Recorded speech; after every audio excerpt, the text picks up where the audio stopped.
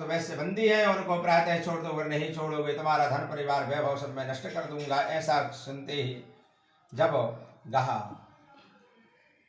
प्रातः काल हुआ, सभासद वालों को स्वप्न सुनाया। सभासद वालों ने कहा प्रातः काल का स्वप्न सत्य हुआ करता है, दोनों वैश्यों को बंधन से मुक्त कर दीजिए। दोनों वैश्यों को राजा ने बंधन से मुक्त कर दिया। जितना धन राजा ने लिया तो उसे चौगुना धन दे करके सानिंदता सहित उनकी विदा को वह कर देते हैं। श्री स्कंदे प्राणी रेवा कंडे श्री सत्यनारायण कथायाम तृतीय अध्याय बोलो सत्यनारायण भगवान की जय।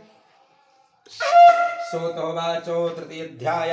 सूची महाराज कहते तृतीय अध्याय कथा पर यात्रा की भगवान दंडी का स्वरूप बनाया, भिक्षा मांगी, झूठ बोल दिया, लता पात्र अधिकम चैव वरते तरुणो हमारी नौका पर बेलपत्र आदि कुछ नहीं।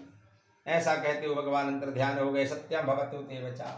नृत्य क्रिया किया, नौका जल से ऊपर की ओर आ जाती है। हीरे मोती जवाहर माणिक मूंगा पन्ना इत्यादि उस नौका में भरे हुए थे।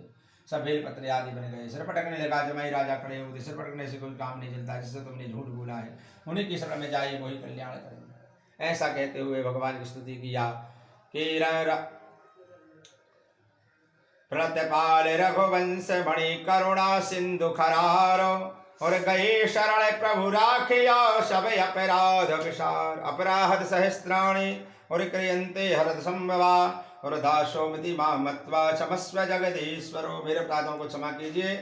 आपसे जो अपराध और मेरे से जो अपराध हुआ है उसको कृपा करके आप प्रभु क्षमा करें। भगवान प्रकट हो जाते, कहने लगे कि अरे मूर्खो, मेरे ही कारण तेरे को बार बार प्राप्त हुआ है। अगर मेरी पूजा कर लेता तेरे को महान तो कभी प्राप्त नहीं होता।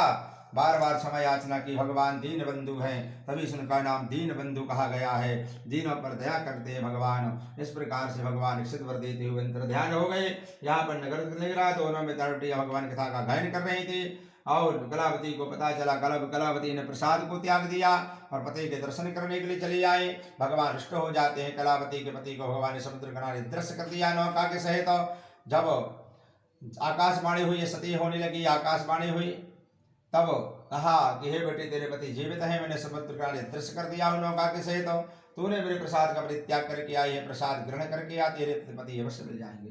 कलावती जाती है, कथा को श्रवण किया, प्रसाद को ग्रहण किया और पति के दर्शन प्राप्त होते हैं। साधु वैश्य गृह में आकर के संध्या काल समय बंधु बांधवों के सहित भगवान कथा का गायन किया। अंतगत्वा शांत, अंत में मोक्ष को प्राप्त हो जाते हैं। श्री स्कंदे प्राणी रेवा कंडे श्री सत्यनारायण कथायाम चतुर्थ अध्याय। बोलो सत्यनारायण भगवान की जय। सोतो वाचो।